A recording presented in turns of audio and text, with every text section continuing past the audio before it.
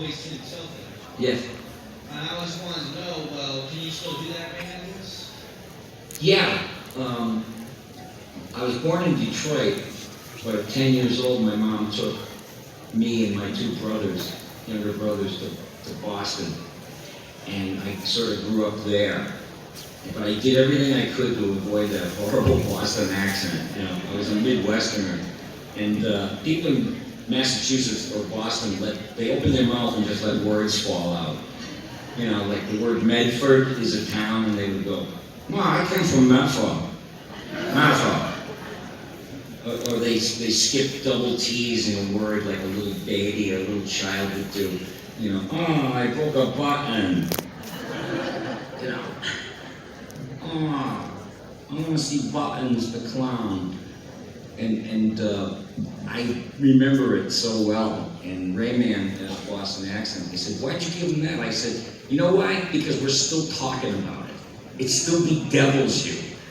That's what made it special. That he would go, "No, I wouldn't get in the car." You know, the car. So, yeah. Thank you much. You just made my entire year. Oh, wow. Thank you. Thanks. My name is Cisco, and it's an honor to you. Well, thank you. My question is a two-part question. How did it feel to voice Shaggy? And the second part is, if you had the chance, would you voice him again? I guess I would. You know, all that stuff comes down to is that they put out a casting call whenever there's a new project of any type, whether it's a redo or a reboot, or if it's something entirely new. They put out a casting call, and they issue sheets of dialogue that they want the character to, you know, the actor to audition for. So, I mean, it's likely that there'll be other auditions, and that audition will come along. And sometimes I'll get a call. They say, "Do you want to audition for this? They want to see you." And I'll go and do it, even though I did it before. I'm not huffy, you know. I didn't create that voice. I don't have any proprietary feelings about voices I didn't create. But yeah, I would do it again, I guess. I don't know. They better hurry up. I don't know how long it will be. Thank you. Sure. Thank you so much.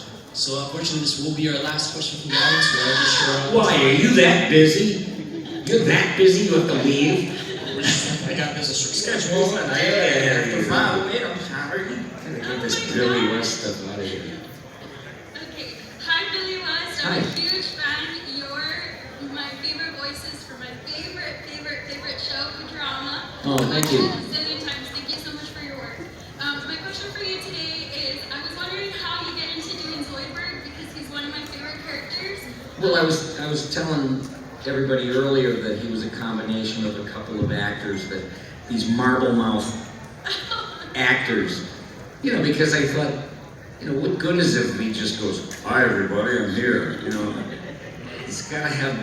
You gotta make a character feel like whoever's watching it could say, "I could know this guy.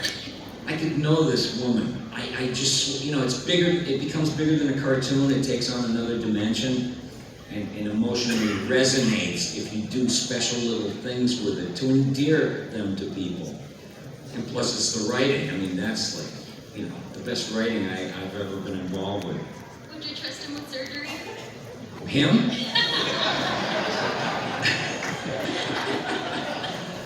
I don't know. I mean, okay, what I think about him is that he's not known for his skill, but he's known for being poor. And I thought that was the most hellaciously funny thing I ever heard in my life, a doctor that's poor. If that doesn't say loser, nothing does. I don't know I've never met a poor doctor in my life. I'm poor. You know? Then you must not be very good, doctor. Thank you so much, Billy West. Thank Love you. Thank you. And Thank you. also, So cute. Thank you. I also have one more question for you, Mr. West. were speaking on how your autism, your ADHD, these things aren't a hindrance, they're a superpower. What would you say to people that have something in them, some sort of thing stamped as a disability by society? What would you say to them to help actualize the fact that that is actually a superpower? Well, you gotta look at who has those supposed disabilities. Like,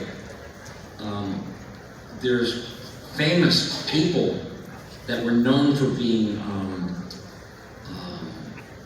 what's the word?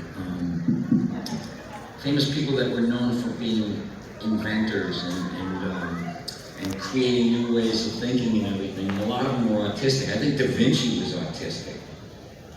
I don't know about Einstein, but Elon Musk has autism. You know, I mean, what disability? You know, he drew off whatever was going on up there, neurodivergence. That's what you gotta shoot for. But as far as anybody, if you're getting at like, what would I give for